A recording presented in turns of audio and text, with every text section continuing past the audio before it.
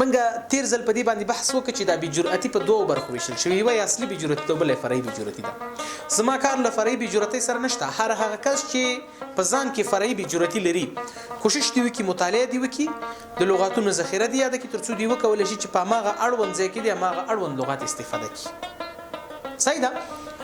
زما موضوع په اصلي بې جرأتۍ ده. اصلي بې جرأتي څنګه له منځه وړو؟ اصلي بې جرأتي ورونو کله کله به تاسې کتلی چې کله د لومړي ځل لپاره یو کس د ورزش تمرین ته ځي، تمرین ته ځي که نه، تمرین کلب ته ځي. په لومړیو کې دا له د تمرین سره نااشنایي، ورو ورو استه استه استه استه استه استه یو څه وخت وروسته له دې سړي نه داسې یو ورزشکار جوړېږي چې په نړیواله سطحه مسابقې کوي.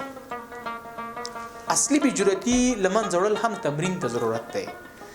ورو په ورو اخره کې به تاسې هم یو ښه ویناوال وئ، نه د سیمې او نه د هېواد په سطحه بلکې د نړۍ په سطحه به یو ښه ویناوال وئ.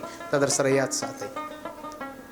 ښه ورونو دغه اصلي بې جرأتي چې موږ تاسې له منځه وړو او ښې خبرې وکړو او ښه ویناوال اوسو، ځان ښه ثابت کړو، لومړی زه درته د سټیج برخه وایم چې موږ په سټیج کې څنګه ښې خبرې کولی شو، بیا درته د سیمینار برخه راخلم، بیا درته د تدریس برخه راخلم. صحیح ده. خو دغه موږ تاسو چې وینا کوو د وینا درې لوی برخې، یوه یې د سټیج برخه ده، یوه یې د ورکشاپ یا د سیمینار برخه ده، او یوه یې هم د تدریس برخه ده. ګوره ویناوالي په تدریس کې ډېره مهمه ده. چې ویناوال نه وي، ښه ویناوال نه وي، هېڅکله ښه تدریس نشي کولی. ښه راځو اول د سټیج پر مورد غږېږو. کله کله به تاسې ورونو کتلي ځینې ملګري چې سټیج ته ځي دربه دربه دربه دربه دربه تیز لاړ شي سټیج ته وخېږي او بیا خبرې شروع کړي.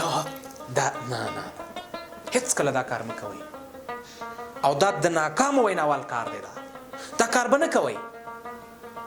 کوشش وکړئ کله چې انونسر ستاسو نوم واخیسته ډېر په ارامۍ سره سټیج ته لاړ شئ، مه ډېر تیز ځئ، مه ډېر سلو ځئ، نارمل قدم واخلئ، نارمل قدم واخلئ. یوه خبره دا شوه چې کله موږ تاسې غونډه کې یو که نه انونسر زموږ ستاسې نوم واخیسته، منډه به نه کوئ، ډایرکټ به سټیج ته نه ځئ، بیا چې سټیج ته هم لاړ شئ ستړي وئ، هلته نه خبرې کولی شئ، د بل چا وخت هم ضایع کوئ. نو کله چې انونسر ستاسې نوم واخیسته ډېر په ارامۍ، دومره سلو مزه او مه ډېر تیز هم مزه. دوه ستونزې لري. یوه دا ده چې دغه ناست مخاطبین به دا فکر کوي که ته تیز لاړ شوې زه دا بیخي ناپوه دی په هېڅ نه دی خبر. او دوهم فکر دا ورسره دی که چېرته ته سلو لاړ شي وایي دا سړی ډېر متکبر دی، ډېر غرورناک دی، وایي د خبرو ته غوږ ونه نیسي. هغوی دا فکر کوي. نو کوشش وکړئ چې نارمل لاړ شئ. صحیح شوه؟ یوه خبره دا شوه چې کله سټیج ته ځئ نارمل قدم به اخلئ، قدم به نارمل وهئ. یوه برخه یې دا شوه. دوهمه برخه دا ده کله چې تاسې هلته ورسېدئ په خپل سر سټیج ته مه ځئ،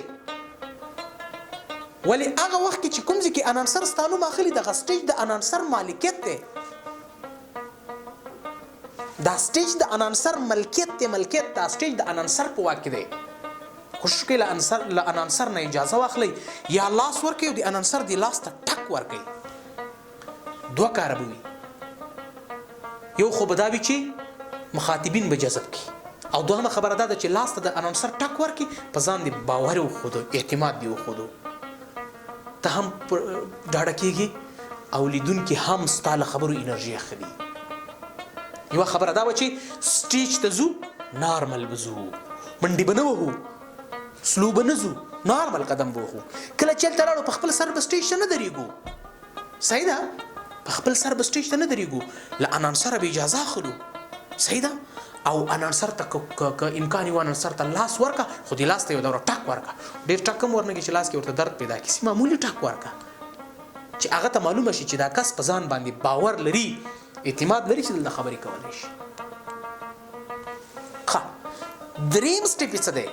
کله چې سټیج ته درېږي رونو په سټیج مه ورڅملئ،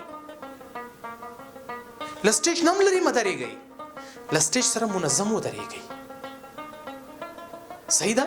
منظم ودرېږئ، منظم جامو ته مو پام وکئ، ښه منظم ودرېږئ، ځان ښه آرام کئ، یوه آرامه ساه واخلئ، له هغې نه وروسته په خبرو شروع وکئ.